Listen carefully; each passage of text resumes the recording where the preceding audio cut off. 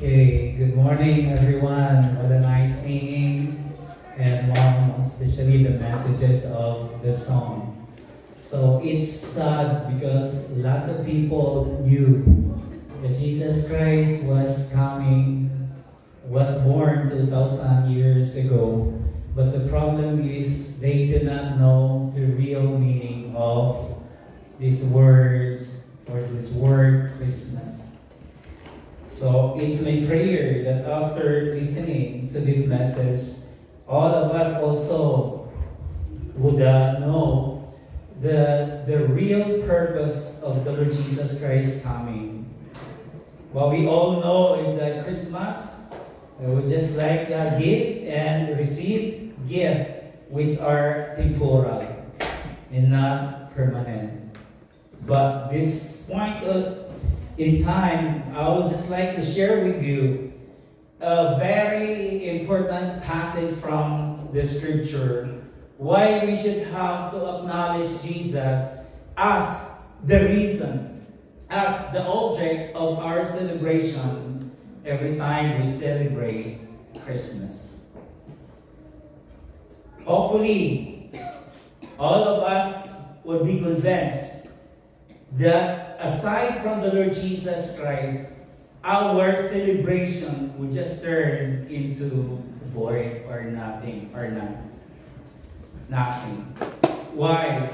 Because if we will celebrate Christmas, we should have to see to it that we have that right object to be worshipped, right object to be commemorated. Because once we miss the one, it would be the result is not that acceptable in the sight of the object that we are worshiping today. All of us, every Christmas, we give and we receive, and how happy we are when we receive something valuable or precious as we call. But in reality, all of those gifts that we have are just but only temporary and not permanent. That's why we all of us need to seek and to find that precious gift that God has given us, offered to us through the Lord Jesus Christ. He is the eternal life.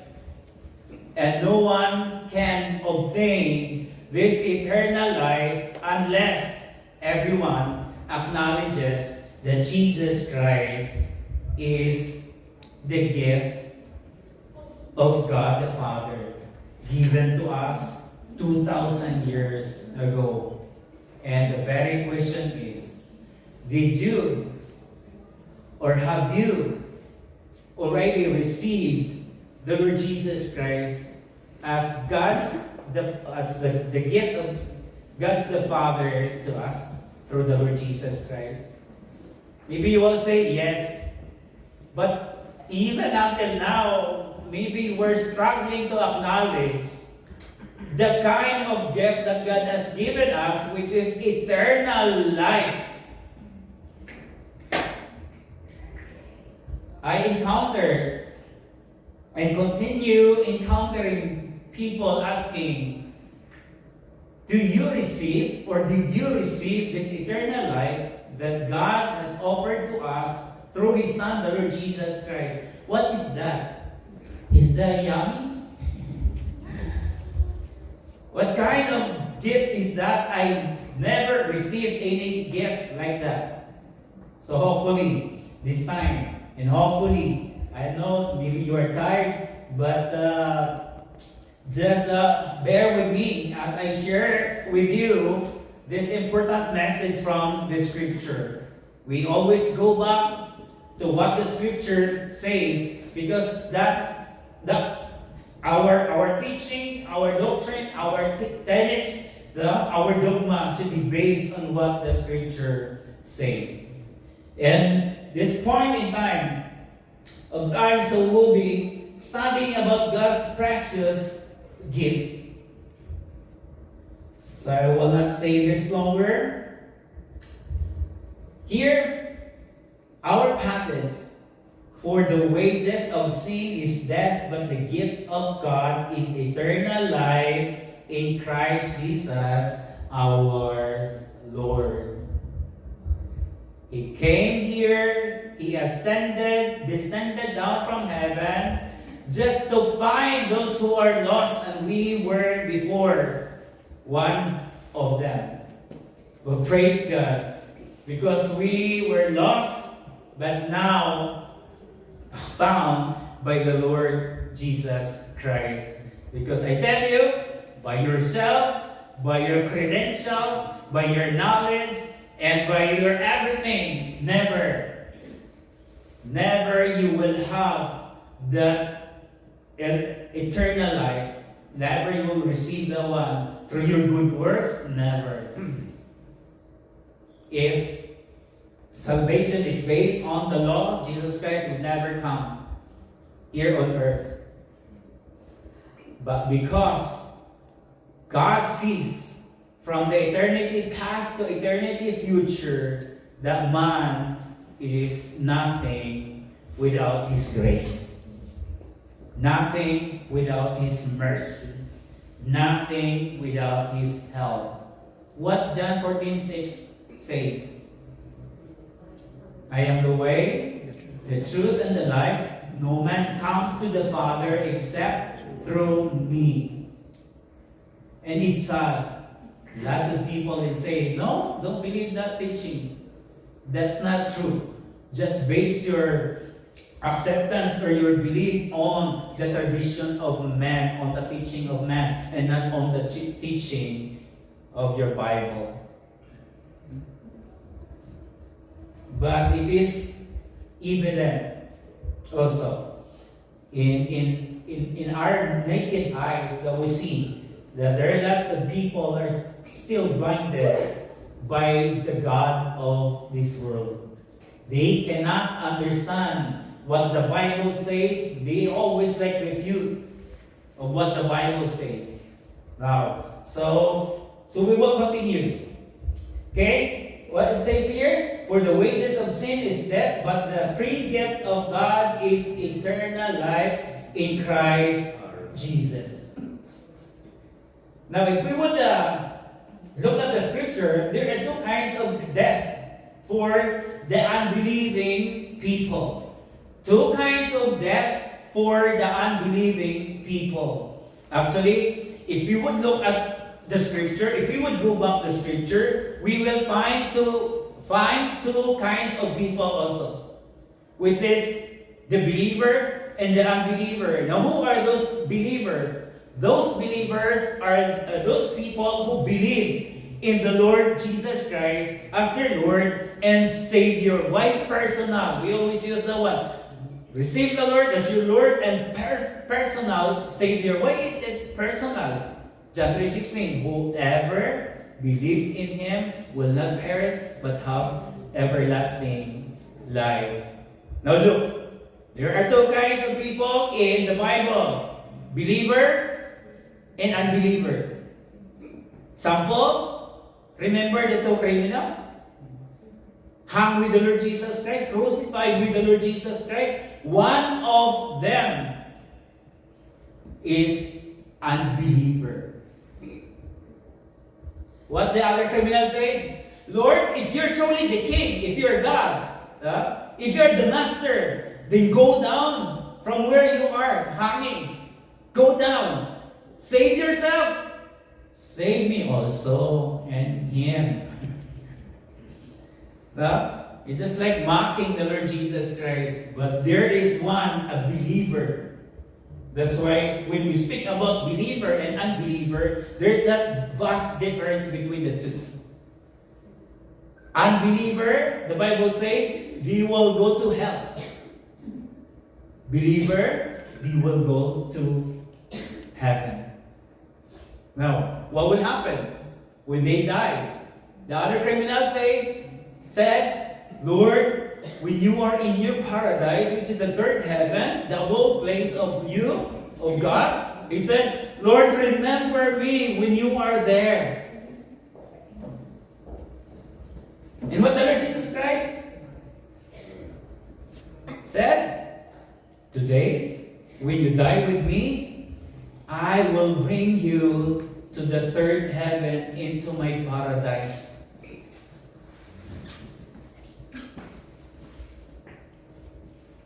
Go back. Here, there are two kinds of death.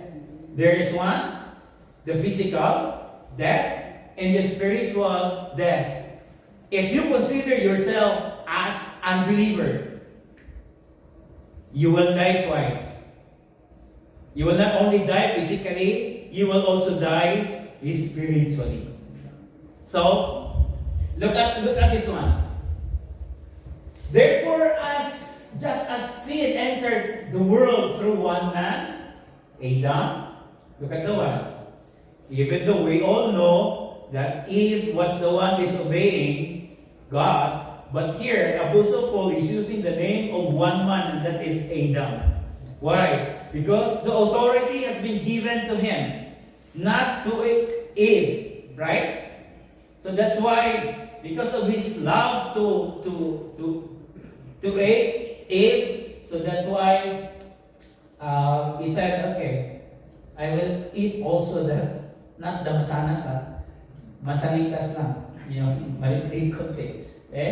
So, and death through sin, so also death was passed on to all men because all sin, because all have sin.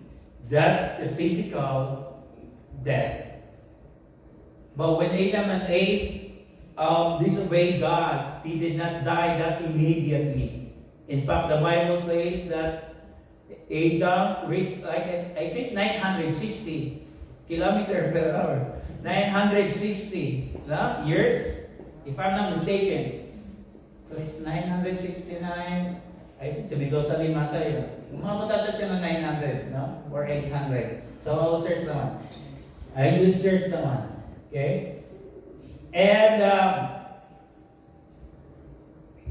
the second one is the spiritual death.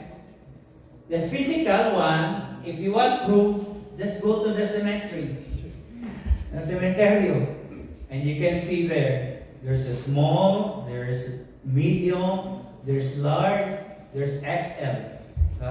So, ibig sabihin, walang pinipili si kamatayan. Patay siya physically. But we as believers, we will only die once. Or we might die physically and we will not die spiritually. Look at that one. If we are not saved spiritually, we will die twice. So physical death and spiritual death. Ano yung tinatawag ni spiritual death? Now look at, our body is composed of how many elements? Body, Spirit as well. soul, and Spirit. When I die, my body will just turn into dust. But the one you hear speaking, this would just go and face the Lord Jesus Christ, give an account of what they have done here on earth. And the Bible says, if God does not find my name written in the book of life, because I did not accept the Lord Jesus Christ, I did not believe the Lord Jesus Christ, the Bible says that I will be thrown into the lake of fire. There's a good example. Look at the one. There's death physically, and there also death spiritually. What it says, do not fear those who kill the body, but not kill the soul. But rather fear him who is able to destroy both soul and the body. So there are how many kinds of death? Two kinds. The physical one and the spiritual one. A lot of people still hesitant to accept this reality, but it's okay. No? It's okay. So I'll just give you more. Look at this one. There's the physical death, and there's also spiritual death. It might be hard for you to believe on this, but this is what the Bible says. if you look at all the prophecies written in the scripture, almost half of them were already fulfilled. Were already fulfilled. So it means that the Bible, the Word of God, is true. Remember this one? This is Pharaoh. No. So in Luke 16:19-31, the rich man dressed in purple and fine linen lived in luxury every day. But the katawan, Lazarus the beggar laid at his gate, longing to eat what fell from the rich man's table. Even dogs came and licked his sores. And what happened? They both died. But the angels carried Lazarus to Abraham's side. Another meaning for this word Abraham's side, Abraham's bosom, is also a paradise or in heaven, which is the abode place of God. Once we die, my soul will just go to the Lord Jesus Christ and die Him forever, endlessly, unending. So walang katapusan. So pupunta ako doon. Pupunta din ba kayo doon? Salamat naman. Kahit kalahati lang o isa lang, at least kahit pa paano, masisiro yung langit. Baka naman, it's not about how long I preach. It's not about how long we sing. Diba? It's about a transformed life. It's because of the Lord Jesus Christ. Transform na ba yung buhay natin o transform lang? Para lang ano ba? Yung tawag niya? Chameleon? Ano lang? Nag-transform siya. Hala, green na naman siya. Hala, blue na naman siya. Ang buhay natin, hindi yung kung ano ginagawa ng mundo, ganun yung kulay natin. Pag dun sa church, ay grabe, parang tayong mga anghel, no? Na hindi nakakabasag. Ako nga, sabi ko ngayon, pag dito, pag nag-lead ng church, pero huwag mo lang pababasketballin si pastor. Lagi lang kami pinapagalitan. Lagi lang kami sinasabihan. Kaya minsan, ayoko na magana eh. So, mahirap talaga pag teacher. Yung credential sometimes na nagpupush tayo na para may magtitisod sa'yo, may magtatampo sa'yo, pero sa akin, para matuto lang, no? Na matuto lang. Kaya, salamat daw sa Panginoon sa pagkakataon. Last Wednesday, we went to Corona with Helen. It was so snowy and so windy, and it's really hard to find the ways. We need to slow down and look at the road much more. We came back from Corona. So terrible. Our vision just like so short, that one and this one. So it's really hard to drive because the snow just like going this way. And it's like covering my vision. I said, Lord, sa tingin sa amin namin, parang dami ng mga kahoy dito sa David. Wala na tayong makita eh. Aba, may ang bilis. Sabi ko, matindi yung mata niya. Kitang-kita niya. Sige. Sundan natin yan. Tumakbo na 110, 120, just imagine, ayaw ko magpaiwan kasi hindi ko makikita. Oo na siya ma-shoot doon. Basta, pag na-shoot na siya doon, pray na ako. Sabi ko, good job yan mama. Ganun, maganda na sundan ko talaga. Kita yung ilaw niya sa puwetan eh. Ay, nakarating kami ng 7. Umalis kami ng 1, nakarating kami ng 7. What a nice experience for my sweetheart. But what was sad? So I drove like 6 hours. When I came home, I shoveled the snow. And then after that, still okay. So I was playing with Ollie. I said, Ollie, kalatan ng kamay. Huwag ka ganun ko, aray. Patay, sabi ko, Lord, heaven, malapit na. Kasi may ano kami, namamatay lahat sa kidney. Dalawa na namatay sa amin through kidney disease. I said, Lord, ano kaya ito? Makakalaro pa kaya ako sa sagot. God is good. No? Nakalaro pa rin ako. Sabi ng doktor, ilaro mo lang yan. Kasi, malaki naman bayad pag bumalik ka dito. So, sipin po natin, namatay mo sila. May anghel. Si Lazarus, yung kanyang kaluluwa, kung nagsasalita, ang katawan nilibig na sa sementeryo. Pero the one speaking, this is what we call the soul or spirit. So, dinala sa bosom ni Abraham sa langit. Always remember, what's an old adage here? One life, only one life will soon be passed. But what's only done for Christ will last. Kapag if you have Christ in your heart, you might die once, or maybe you will not experience death with the Lord Jesus Christ today. Jesus Christ comes today or tomorrow. No? But our body who is corruptible will be changed into incorruptible. Yung katawan natin may kabulukan, papalitan ng walang kabulukan. Okay? So, here, what it says, and he looked up, Lazarus, up, and saw Abraham far away with Lazarus by his side. And he said, Father Abraham, have pity on me, and send Lazarus, or not Lazarus, it's the rich man, to dip the tip of his finger in water and cool my tongue, because I am in agony in this fire. Hindi pa po ito yung lake of fire. Hades pa lang to. Impyerno pa lang to. Impyerno, apoy dyan, apoy dyan, apoy dyan. If you are there, whoops, wow, you need the water.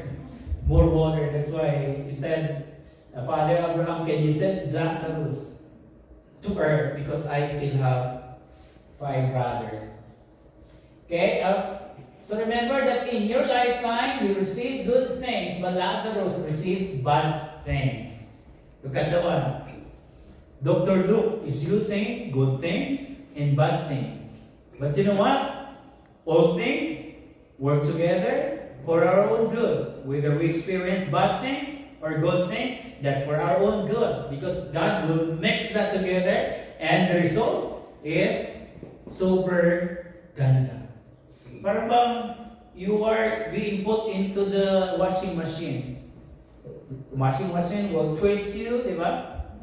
Will press you down. But when you come out, you will come out cleaner and brighter than before.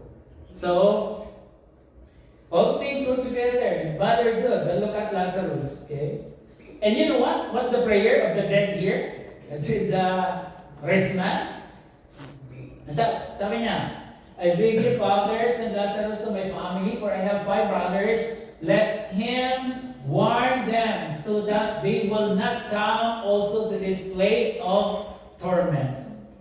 And other people just say, don't believe that one. God is love, and He will never punish us. Yes, that's true. Even Canada is a democratic country, but why there's jail? Huh? Bakit merong Kung wala ka parusahan, bakit may bilangguan pa dito? Ang ganda nga ng correctional dito. Gusto nyo magtira? Ang ganda. Ang sarap ng mga pagkain. Kaya yung iba during winter time, atin-atin lang to. Sabi nila, magpangalan tayo. Kasi para ipasok tayo sa jail, sarap ng kainan. Tulog ka lang doon, tulog. Gusto mo ng aircon, buksan mo lang yung malaking ref. Malaking ref, di ba? Nasa malaking ref tayo, inside. So, malamig talaga yun. Kasi galing sa winter yun, sa snow. Okay? And Abraham replied, they have Moses and the prophets. Let them listen to them. He said, No father, Abraham, he said, but if someone from the dead goes to them, they will repent. Ewan, may nakita kayo na namatay yung loved ones ninyo, pinabukasan nagbalik. Ay, welcome nyo naman ako. Nandito na ako. Saan ka galing? Sa impyerno. O, ano ka doon? Amoy oso. Amoy mo ko. So, I smell like coming from the fire. Ikaw, galing ko sa langit ko, bago pala sa langit. No? Siguro ang daming maliligtas, ang daming maniniwala na tao. Kaso wala eh. Kasi salvation is by faith. No? Even though we don't see God, we haven't seen the Lord, but we believe. So that's what faith is all about. He said to him, if they did not listen to Moses and the prophets, and they will not be convinced even if someone rises from the dead. Verse 26. And beside all this, between us and you, there's a great chasm fixed, so that those who wish to come over from here to you will not be able, and that none may cross over from there to us. It would be final, mga kapatid. Yeah? It would be final. So therefore, the precious gift of God is eternal life. This is the reason why we need to accept the Lord Jesus Christ, because if not, never you can have this eternal life. Now, if you did accept the Lord Jesus Christ, can I ask you a question? When you die today, are you sure that you will go to heaven? Wait, Pastor is talking about death. It's Christmas. It's Christmas. We should have to be merry. We should have to be jolly, happy. Yes, I want your happiness to be complete by having the Lord Jesus Christ as God's gift to us. And this gift is the Lord Jesus Christ. And what's the Lord Jesus Christ give to us? Eternal life. Always remember this. So how can we obtain? It's because good work cannot save us. No? Because the Bible says no one is righteous, no not one. And no one is seeking God, and no one is understanding God. Because the God of this world has blinded everyone's spiritual eyes. That's why our righteousness before God has become like filthy rags. Ang ating katuwiran sa Panginoon ay tulad lamang ng isang maruming basahan. Nakita na kayong basahan na naglilinis ng kanyang sarili? Baka siguro the remote control eh. I'm dirty, so I need to pindot. Press this one, punta na sa faucet. Robot pala yun. So robot pala siya. So ibig sabihin, kaya niya linisin, pero we are just like him. Tawag niya, idiomatic expression, or simile, or I don't know. Pero yun ang katotohanan. We cannot clean ourselves. That's why we need the Lord Jesus Christ. Now, the cowardly. So I still have 3 minutes. But the cowardly, the unbelieving, the vile, the murderers, the sexual immoral, those who practice magic arts. Nako, pati magic arts pala. Huwag na kayo magmamagic-magic, ha? Kasi saan kayo tapon? Sa impyerno. Sa impyerno. Alam niyo mga magikero, kalaban ng Panginoon yan, at kalaban ni Moses yan. Diba? Nalala nyo? Tinapon ni Moses ang tungkod, naging ahas. Tinapon ng mga magikero yung kanilang tungkod, naging ahas. Kaso lang gutom yung ahas ni Moses. Kaya kinain. Kinain yung kanilang ahas. So, ibig sabihin, galing kay Satan ang kapangyarihan niya. Ang dami.